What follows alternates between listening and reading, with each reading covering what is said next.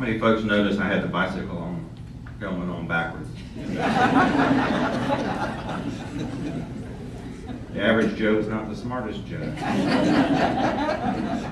heard the grumblings out there. Nancy?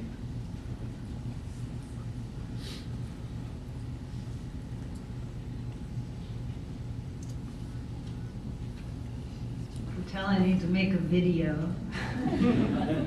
Thank you all for having me today. My name is Nancy Creamer, and I'm one of the co-directors of the Center for Environmental Farming Systems in North Carolina. The other one is John O'Sullivan, and he's at North Carolina A&T State University.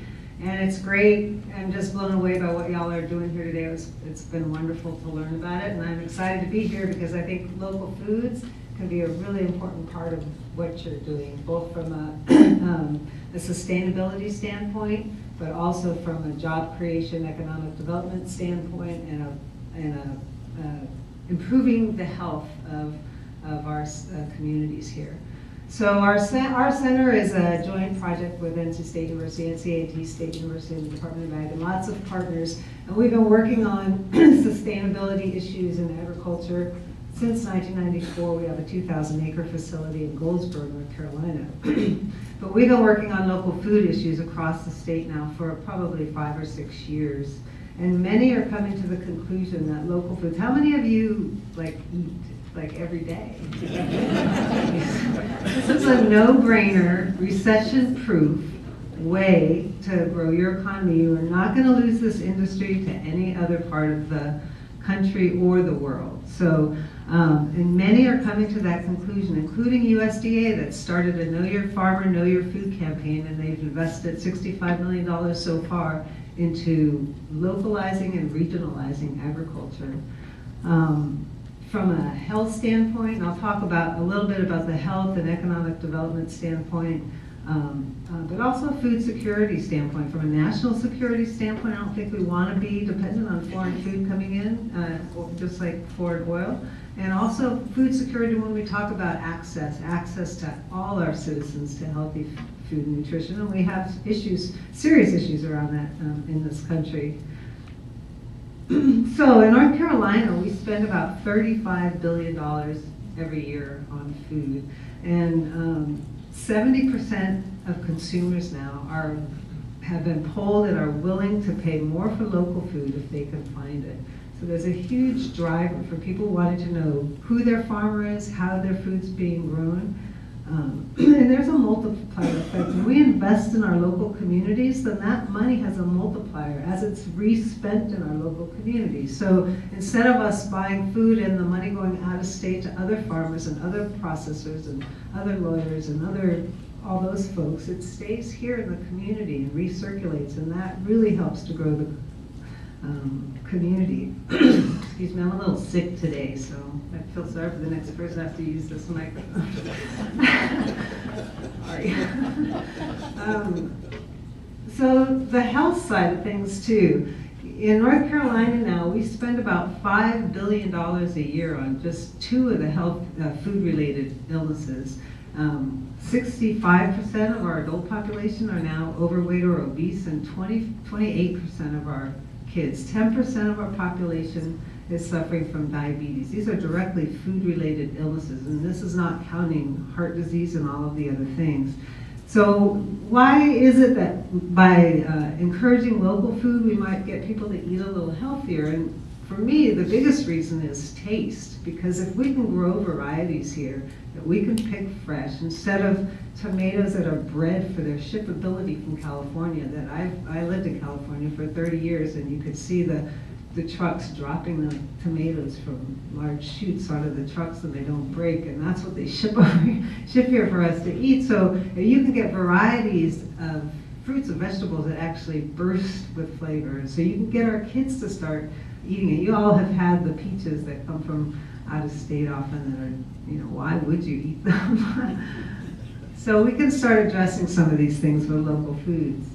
But as we look around the state, there's amazing, like you were saying, Mark, that there's a lot going on. There's a lot going on with local foods around the state, which is just gives North Carolina a huge heads up, and I think we're being recognized nationally now as a leader in this area.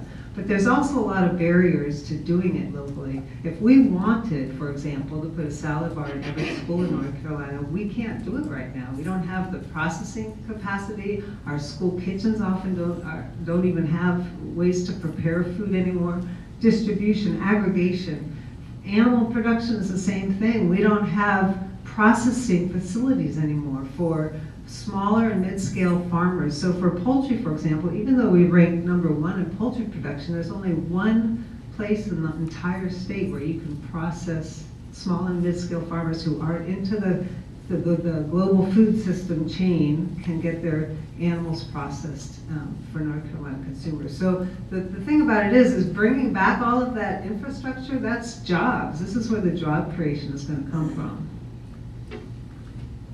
So SAFs, along with a lot of different organizations, over the last few years did an initiative statewide to try to really look strategically. So we had all these things going on, but we weren't being very strategic as a state.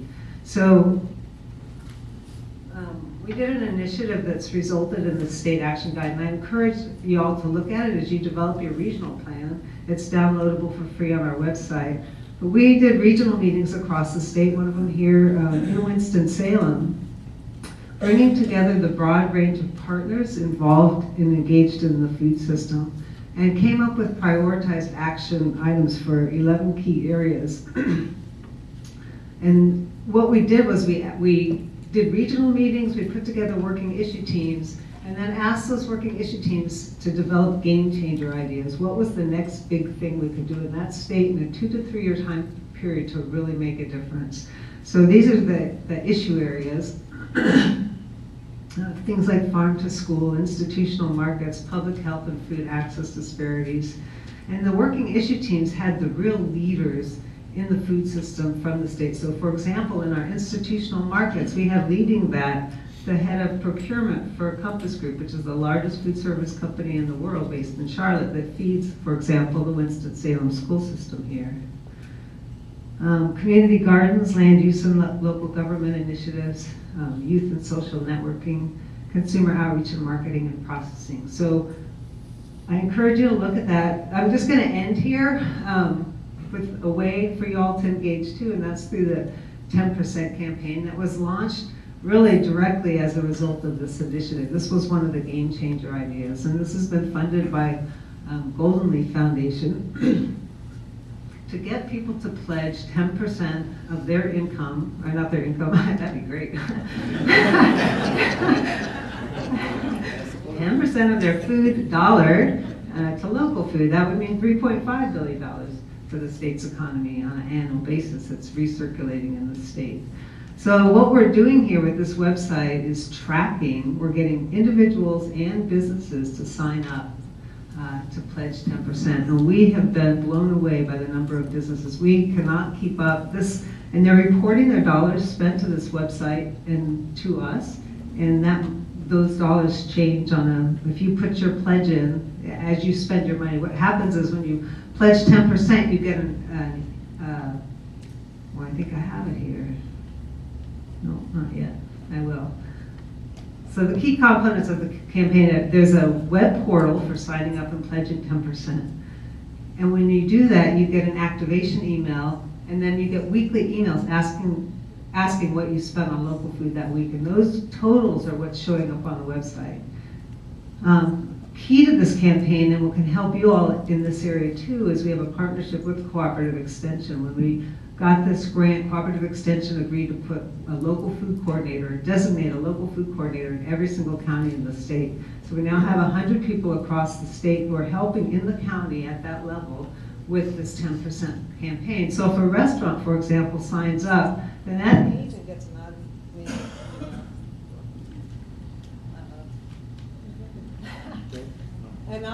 the agent gets an automated email telling them that a restaurant or a business signs up in their county, and they can go make connections with those folks.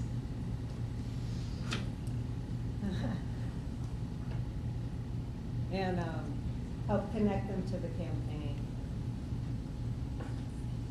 And you, as a region, can also track your data we track it by zip code, so can report back out to you how many people have signed up and how many businesses.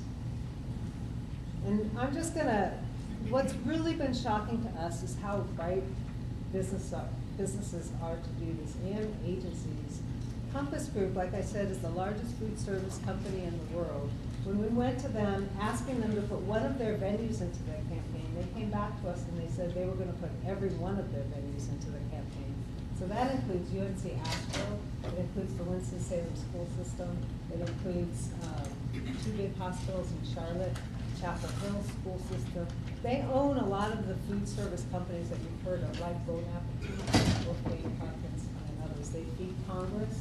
So that was their commitment, and actually have been tracking since July, and I think they're at 9.6%.